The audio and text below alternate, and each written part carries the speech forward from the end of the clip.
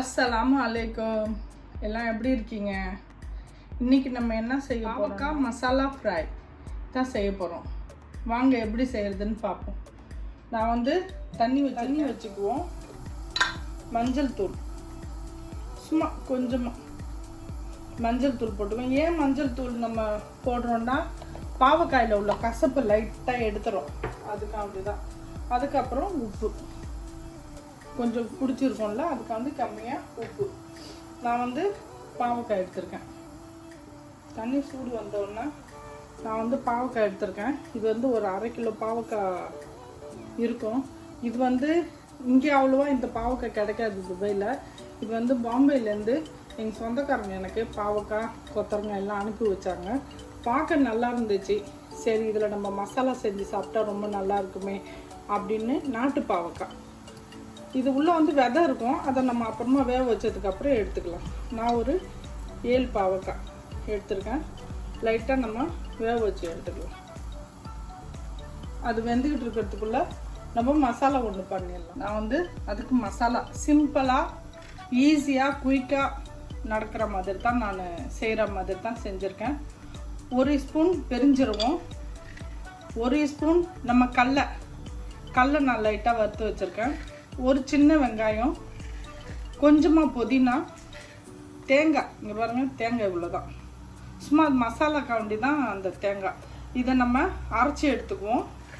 அதுக்கப்புறம் இது 2 ஸ்பூன் மல்லி, 1 ஸ்பூன் மிளகாய் தூள், 1/2 ஸ்பூன் மஞ்சள் தூள், தேவையான அளவு உப்பு. இதை நம்ம அரைச்சதுக்கப்புறம் இது கூட நம்ம இதையும் போட்டு அரைச்சிக்கலாம். அரைச்சி எடுத்துகிட்டு வந்துட்டேன். இந்த பாருங்க, இந்த அளவு இருந்தால் போதும். இது ஒரு பக்கம் இருக்கட்டும். பாவக்காய் வெந்த உடனே அதில் உள்ள விதையெல்லாம் நம்ம எடுத்துடலாம். நான் கேஸ் ஆஃப் பண்ணிடுறேன். போதும், அது நம்ம எடுத்து ஒரு தட்டில் ஆற வச்சிடலாம். இந்த தண்ணியை கீழே ஊற்றவோன்னா சுகர் உள்ளவங்க இதை குடிச்சிடலாம், ரொம்ப நல்லது. நான் எடுத்துட்டேன். இதை நான் ஆற வச்சு இதில் உள்ள விதைங்களை எடுத்துடலாம். இந்த பாவக்காயில் நம்ம ஆறி போச்சு எப்படி விதை எடுக்கணும்னு உங்களுக்கு காட்டுறேன். இங்கேயும் அறுக்கக்கூடாது, இங்கேயும் அறுக்கக்கூடாது, நடுப்புற. நமக்கு நடுப்புற தான் இப்படி நம்ம இப்படியே நம்ம பச்சையாக அறுத்து விட்டு எடுத்தோன்னு வச்சுக்கலாம், இந்த இது எல்லாம் வந்துடும் வெளியே.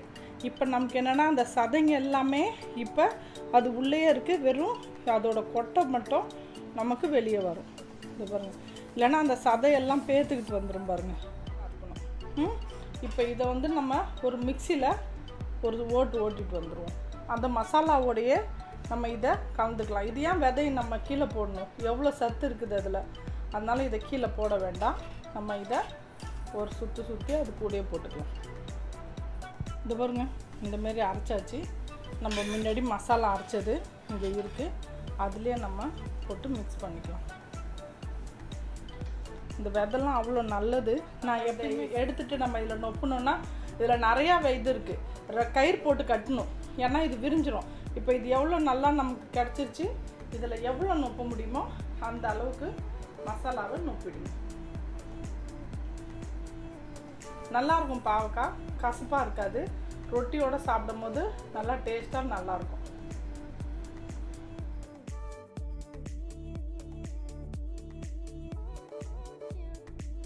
எல்லாம் பாவக்காயிலையும் நம்ம மசாலா போட்டு வச்சாச்சு.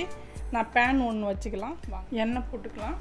கொஞ்சம் இதுக்கு கொஞ்சம் ஜாஸ்தியாக வரும், ஆனால் வந்து நம்ம வேணுன்றப்போ கொஞ்சம் கொஞ்சமாக நம்ம ஒரு ஸ்பூனாக ஊற்றிக்கலாம். இதில் நம்ம இந்த மாதிரி வைக்கலாம்.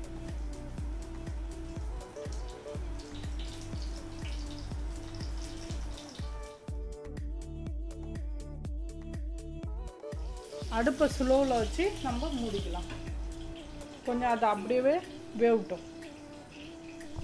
நம்ம இதை எடுத்துட்டு இன்னொரு பக்கம் திருப்பி விடலாம்.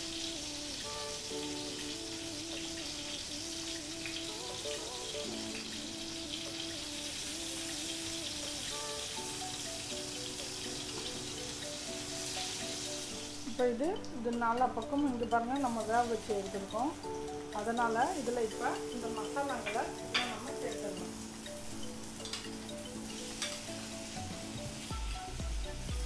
கொஞ்சமாக தண்ணியும் போட்டுக்கலாம்.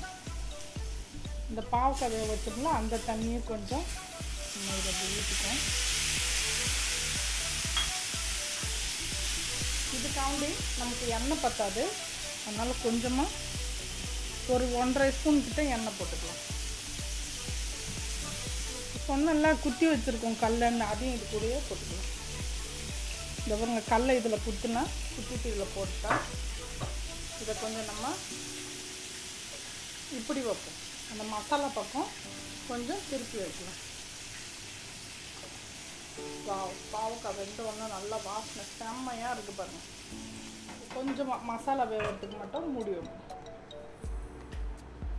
மசாலா கருகிடாமல் நம்ம கொஞ்சம் திருப்பி போட்டு விட்டுக்கலாம். ஏன்னா இல்லைன்னா மசாலா வந்து கருகி போயிடும், அப்புறம் நல்லா இருக்காது சாப்பிட. மல்லித்தலை போட்டுக்கலாம். ஆனால் மராட்டிங்க இது செஞ்சாங்கன்னா மல்லித்தலைலாம் போட மாட்டாங்க. இது நம்மளோட டேஸ்ட் இருக்குன்றதுனால நம்ம மல்லித்தலை போட்டுக்கிறோம். காமிச்சது தான் இந்த ஐட்டம். எனக்கு ரொம்ப பிடிக்கும், நான் இது ரொம்ப செஞ்சு சாப்பிடுவேன் பாம்பேயில் இருக்கும்போது. அடுப்பை மட்டும் நல்லா ஸ்லோவாக வைங்க, அடுப்பை ஃபாஸ்ட்டாக வச்சிடாதீங்க. நல்லா வெந்திருக்கு பார்த்தீங்களா, அது மேலே இதுங்களை இப்படி போட்டு விடுங்க, இன்னும் நல்லா டேஸ்ட்டு கொடுக்கும் உங்களுக்கு. இந்த ஓரத்தில் எல்லாம் நல்லா உங்களுக்கு மசாலா வெந்தது. பாவக்காய் மசாலா ஃப்ரை ரெடி ஆகிடுச்சு. இதே மாதிரி நீங்களும் செஞ்சு உங்கள் ஃபேமிலிக்கு கொடுங்க. பிடிச்சிருந்துச்சுன்னா லைக் பண்ணுங்கள், ஷேர் பண்ணுங்கள், கமெண்ட் பண்ணுங்கள், மறக்காமல் பெல் பட்டன் கிளிக் பண்ணுங்கள். இன்ஷா அல்லாஹ் நான் இன்னொரு டிஷ்ஷோடு வந்து சந்திக்கிறேன்.